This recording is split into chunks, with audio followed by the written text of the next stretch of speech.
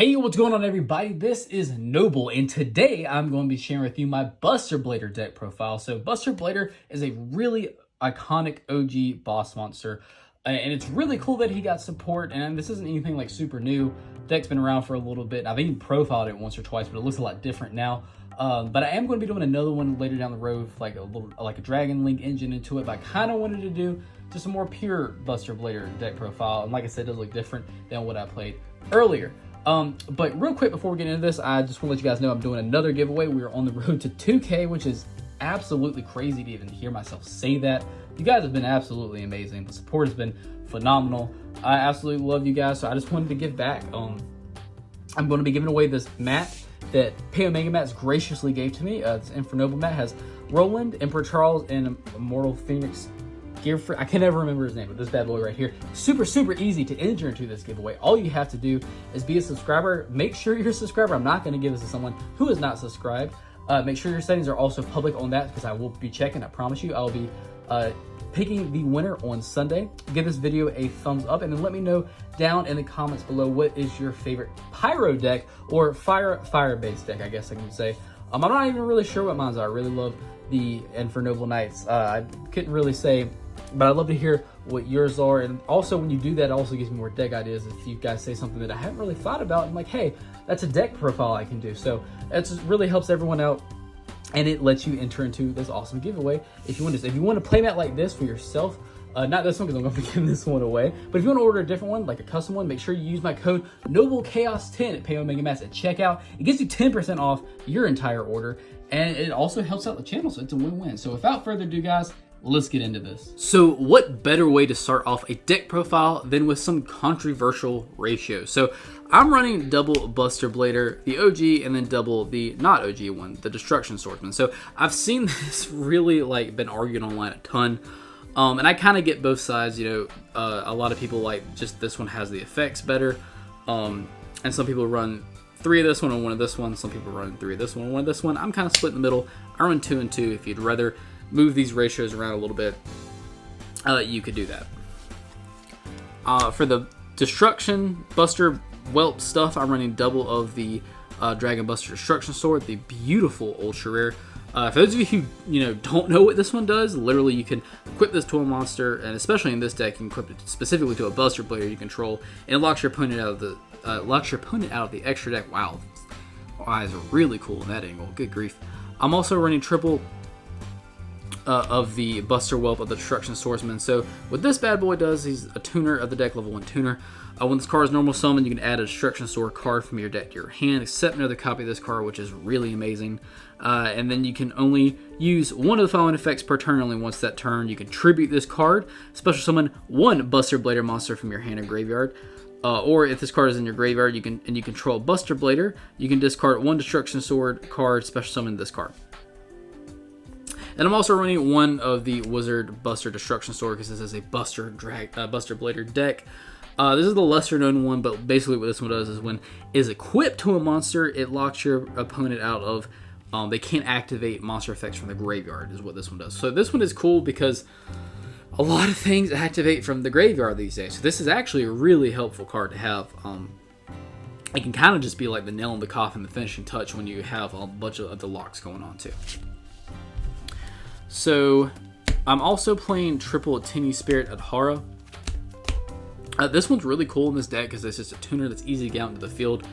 If you control no effect monster, you can special summon this card from your hand, and then does other stuff that would be cool if you were in a Tinny deck, where if you control a face-up non-effect monster, you can banish this card from your hand graveyard, then target one of your banished war monsters, set this card, add it to your hand.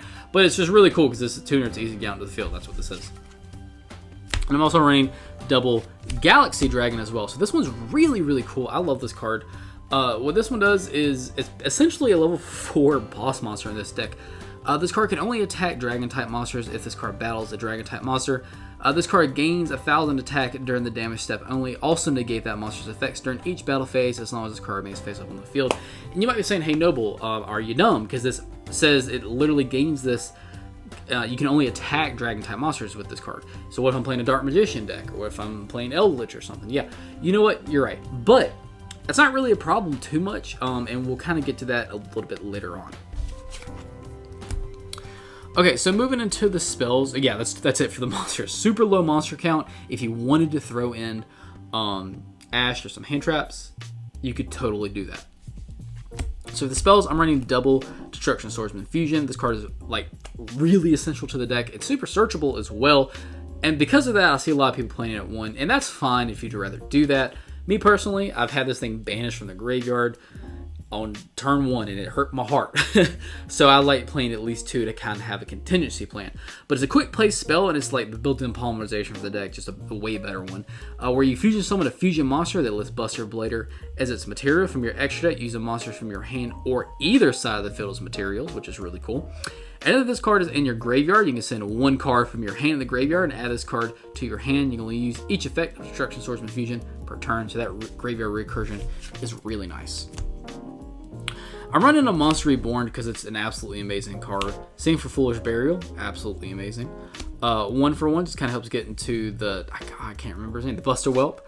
And then also an Upstart. If you're running a little bit of a bigger build, maybe a 41, 42 card build, you can get rid of Upstart and throw in some hand traps. That's totally fine. It's up to you. I'm also running triple Foolish Burial Goods. I like this in this deck a lot. It just really helps the consistency. Again, if you don't want to play this card, you can play set of some hand traps. You can substitute it. That's fine. But I personally really like Foolish Burial Goods in this deck. For those of you who don't know what Foolish Burial Goods do, it's Foolish Burial except for spells and traps. You literally choose 1 spell and trap card in your deck, you throw it in the graveyard. It's a hard once per turn. That's it. That's all this card does. But it's fantastic. I play it in my Dark Lords. I think I play in Lunalights too. It's a really, really good card for decks that like to have their spells and traps in the graveyard. So moving into the traps, we play quite a big trap lineup. Running 3 of my personal favorite triple Destruction Sword Flash. So I love this card so freaking much. Like it's kind of hard for me to believe this card exists. And it's like, but what this one does is if you control a fusion monster that lists Buster Blader as material, which I mean you probably will by turn 1 for the most part, you banish all monsters your opponent controls. So hold up, right there, hold up.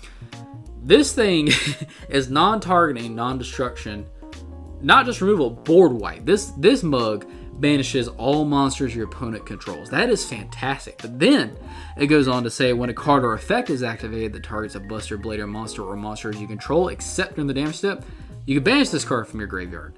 Negate the effect, and if you do, you destroy that card. So not only does this have non-target, non-destruction removal for your opponent's entire monster board, it also has protection from the graveyard. And on top of all of that, this is not a once per turn. It's not even a soft once per turn. So if you have multiple of these in the graveyard, you have multiple protection going on. If you have multiple of these on the field, you can activate multiple of them. They're able to get by the first one. Like, I love this card. I see a lot of people play it too, and I get it. That's fine. This isn't like the kind of card that the deck's revolving around, but every time I draw this card, I get excited. I absolutely love this card. If you want to run it at less than 3, that's fine. Absolutely fine. Also running triple Prologue of the Destruction Swordsman. So this is a really amazing card. You send 1 Destruction Sword card and 1 Buster Blader monster from your deck to the graveyard, except another copy of this card. And then you special summon a Buster Dragon from your extra deck or graveyard, but then you destroy it during the end phase of the next turn. You can banish this card from your graveyard this turn, and then Destruction Sword cards you control cannot be destroyed by battle or card effects. You can only use this effect once per turn. Again, if you wanted to bump this down to 2, you can do that. I'm running it at 3. It's really cool to be able to like cheat out Buster Dragon because we'll get to that in a minute. I'm running double Destruction Sword Memories. What this one does is you discard a Destruction Sword card and special summon 1 Buster Blader monster from your deck. You can banish this card from your graveyards, fusion summon 1 Buster Blader, the Dragon Destroyer Swordsman from your extra deck by banishing fusion materials listed on it from your graveyard. Really good card. And the artwork's really cool. I do wish this kind of got at least a super rare because that's really, really cool. So moving away from like the Destruction Sword stuff, I'm playing triple DNA Surgery. So this right here is what I was talking about. This card it really allows this deck to play against other decks that aren't dragons. So you activate by declaring 1 monster type, and then all face-up monsters become that type. That's it. That's all this card does. But it's really good because it literally you're going to say, hey, all your stuff's dragons now. And if they're not maining outs to spells and traps and stuff like this I have literally played. Steve, the guy who profiled the Endymion and the vampires, He's played against this deck. He hates playing against this deck. And my other buddy hates playing against this deck because you can literally say, hey, all your stuff's dragons. Oh, by the way, they can't activate their effects. Oh, by the way, they have to go to defense position. Oh, by the way, I do piercing damage. Like, this card can really allow to just straight up destroy your opponent if they aren't maining multiple removal for back row. And I'm also running, because we're playing so many traps, I'm running triple trap trick. Again, this just helps with the consistency, kind of being able to say, hey, I need this, and going and getting this. That's literally what this is for. And then lastly, to top it all off, I'm running double solemn warning. I didn't want to throw in triple imperm in this because Buster Dragon is already expensive as it is. I didn't want to say, hey, here's more money. You know, even though imperm did get the gold rare reprint, which I cannot wait to get my hands on. Absolutely beautiful. So I just decided to throw in a warning. Of course, if you have imperm and rather play imperm, that's fine. I just didn't want to throw in more money into the deck already on another rogue deck, because rogue decks are getting expensive these days, it seems like. So that is it for the main deck, guys. Let's get into the extra deck. So for the extra deck, you've heard his name a lot. We're playing triple Buster Blader, the Dragon Destroyer Swordsman. This card, on top of having some of the best artwork I've ever seen in my life, it's absolutely phenomenal. 2800 attack, 2500 defense. All he requires is a Buster Blader plus 1 Dragon type monster. Must be fusion summoned and cannot be special summoned by other ways. This card cannot attack directly. So that is the caveat on this card, but it's fair, and you'll see why it's fair. Like, it's fair that this card cannot attack directly. This card gains 1000 attack and defense for each Dragon type monster your opponent controls or is in their graveyard. Alright, that's huge right there, because there's going to be quite a bit of them.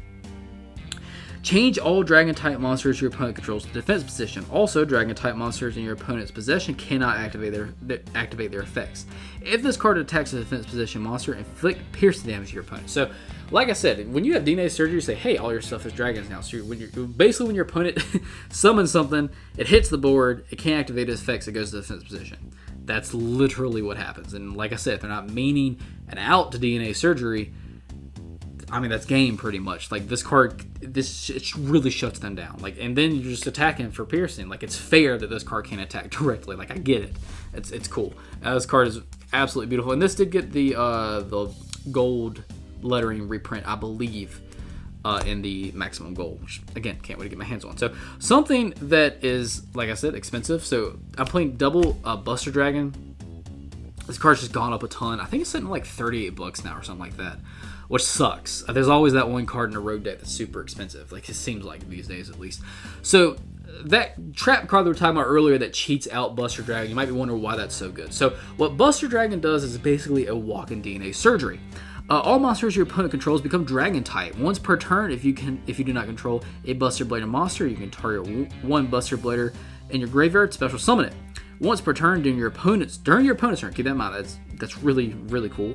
You can target a Buster Blader monster you control and equip one Destruction Sword monster from your graveyard.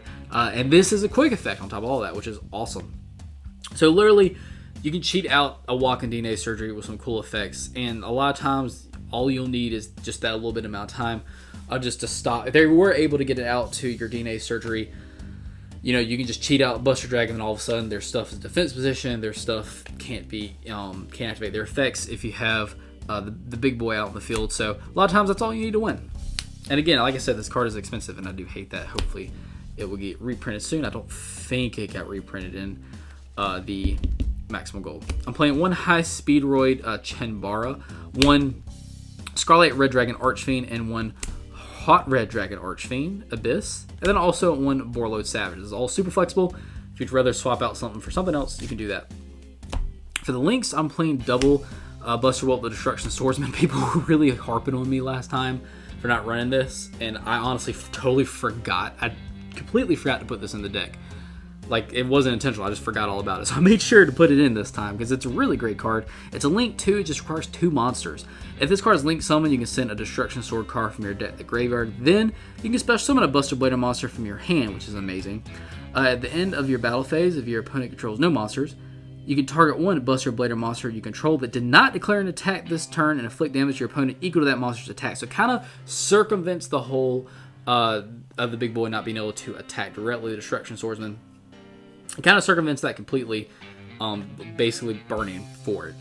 For the rest of the links, I'm running one Hack of Fibrax. If you don't want to run this, if you hate this card, a lot of people do, you don't have to, that's fine. I'm also running one Nightmare Phoenix Unicorn, and then lastly one access code. Of course, if you don't have access to this, Avermax is like a $3 amazing Link 4 boss monster, and you could run that. I just happen to have access code, and I'm running it because it's an amazing card. And so is Avermax, don't get me wrong. But yeah, guys, that is actually it for the deck profile. I do hope you enjoyed this. This deck is a lot of fun to play. I really look forward to, like, when we're having rogue matchups, man. Like, I'm like, all right, where's my Buster Blader deck? It's really cool to get this bad boy out in the field, and your opponent's like, look, like, literally, you know, Steve one time, I don't know if you remember this, but one time he was like, you mind if I just go through my deck to see if I have any outs to this? I'm like, nah, man, go ahead. After like 3 turns of him be like, I can't do anything. He's like, yeah, I don't have anything to get out of DNA Surgery. That's game. Like, this card is really good combo of DNA Surgery and Buster Dragon. Absolutely phenomenal. Just completely locks down, and on top of looking gorgeous, on top of gaining that much attack, inflicting piercing damage, because things these days don't really have a ton of defense. But yeah, guys, that's it for the deck profile. I do hope you enjoyed it. If you're here and you haven't already done so, what are you doing? Subscribe. Get this beautiful playmat. Hit the bell so you become a part of the notification team. And if you like this video, give it a thumbs up. It allows my videos to circulate around. This is why we're getting close to 2K. It's literally all thanks to you guys. I haven't done anything. Definitely not me. It's all you guys. Thanks for watching. As always, I'll see you in the next video.